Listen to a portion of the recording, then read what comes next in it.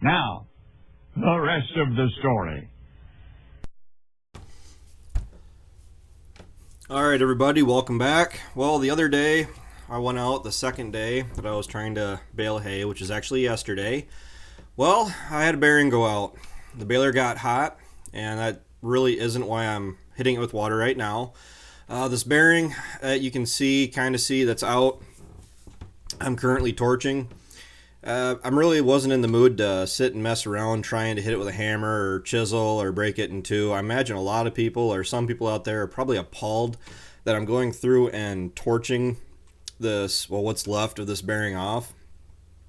And I was pretty much, and it happens quite often, especially when you're in a limited time frame that you can actually get your job done, and your willingness to sit and mess around and use less effective means of getting a job done really deteriorate.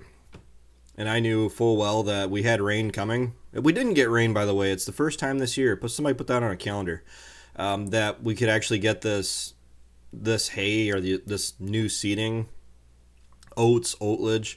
All depends on where you're at and who you are, how you want to say it. I'm just going to call it oatlage right now. Baled up. It was about 25 acres. And, well, the baler got hot. I ended up throwing a chain off. That's how I knew that something was wrong, something was up. And the second I opened this door up, I think Ryan caught me on camera, I ended up dumping a can of pop on it to cool it off. There were no flames. There wasn't any flames like that. It just got really warm to the touch. You couldn't touch it or anything else like that. And I dumped that can of pop on it, and the steam that caught my hand burned my hand a little bit. But a burned hand is a lot better than a burned baler. So what I am doing, I am taking precautions. Oh, excuse me. I am taking precautions because I am torching on a baler that was covered in dirt, dust, fodder, chaff, and it definitely is a burning hazard. So what I did do is I actually hit it once, I hit it again, and I'm trying to skim through here. This is the third time that I'm hitting it with the water, and also the last time. But I hit it 2 separate times when I was torching it to make certain that the baler wasn't going to light up on me. It did take 2 different cuts. I cut what was left completely in 2. I just cut one side, and I was hitting it with the hammer there, as you saw. And the problem is I was hoping that just hitting it with a hammer, it would have, see, that what was left just fell off. What I was really doing is trying to hit it with a hammer, and I was hoping that just torching the one side completely open, it would spring open enough that I would just be able to pull it off. Wasn't the case, so I just went right ahead, torched it, 2 different cuts, 2 separate cuts, did not hit the shaft. That was one of the few things I was actually told I did right on my internship at Sloan's, is I knew how to torch. And growing up on the dairy farm with everything breaking with the haying equipment and everything growing up, you got really good at changing bearings and fixing everything else like this. Here's the new bearing, slid literally right on. I did cut out the part where I was preparing the shaft. I did sand it a little bit because the bearing did a little bit of shaft damage, but not very much. This whole process from start to finish after I had the parts took me 30 minutes. Not even that, and that includes making the chain here. So I did cut down the video significantly because anything too much more than 15 minutes and gets kind of monotonous. So we're keeping this moving at a pretty good pace. Luckily for me, I think the biggest thing that shut me down as far as this baler acting up like it did, or bearing going out like it did, the biggest thing that slowed me down was actually the drive to and from the parts store. It actually took me longer than what it typically does because of traffic. I mean, it happened on a Friday, and everybody and their neighbors were going camping. There's campers all over, especially on the back roads where you can, let's say, make up time, and that's all I'm going to really say about that. And it was basically a time killer, just going up and getting the parts and coming home. But the bearing is on already. I got to go through. I'm going to tighten these 4 bolts down. Oh, excuse me. And this is actually going together pretty quick. We haven't actually gotten to the part that took me the most time, and that was getting the back chain on. And you're going to see here once I get everything tightened up. This chain on that small sprocket and the chain that goes on the back side, because there's a two sprocket assembly. I'll hold it up the camera, you can see it. Getting that chain lined up just right and slid on. I didn't think I would have to I really didn't think I was going to have to take off this back sprocket, the smaller one that you're seeing my hand by. I actually had to pull that off and pull both the sprockets off, put the chain on, line it up, and then put them both on at the same time because I lost the chain. I did not know the size I needed, and Sloan's is where I went to get the parts. They actually had a pre-cut chain already made for me. Well, it was already pre-boxed. But the thing is, it didn't have a connector or anything on it. It was one solid piece, and you can see it is a little black. It is black. The paint's burnt off. That's how hot it got, and I've had worse. I mean, I hate to have to say that, but I've had worse instances with bearings going out on the baler. I've had the baler literally on fire before, and you guys can see on the far left of the screen, there is a fire extinguisher mounted on the baler. The only problem is it was like a heat fire. It was 2 years ago. I was doing a custom job, and I do have some custom round baling that I was asked to do. I haven't done any yet this year. I'm trying to avoid it just because I have enough stresses throughout my day as it is already. Trying to stay away from the stresses of being hired to get somebody else's crop made. But when that other bearing went out, it was on a roll on top. Really unhandy to get to. Not terrible, but not nearly as handy as this bearing was. I mean, right on the ground, quick, easy to get to. The other bearing that went out on that roll on top, it was literally throwing about a 2-foot flame off of it. Just from the bearing. It didn't burn my belts or anything else like that. But I dropped the bale off, and it must have got a good gust of air once I had the end gate picked up. And what happened was that once that oxygen hit it, the flames started flying, and I started grabbing gears.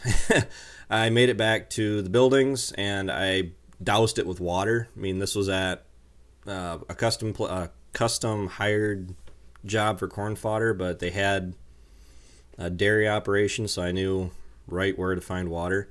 It obviously gave you the quick rush of adrenaline and a few sprinkles of just pure terror, because you're playing out in your head the different scenarios of if this fire really takes off, because the baler is covered in dry corn fodder. But I was able to get it cooled down. I initially tried to just hit it out in the field with my sweatshirt. Took my sweatshirt off. I was just trying to smother it out. And the problem is that I could feel it through the 2 layers of my sweatshirt because I had it all bunched up.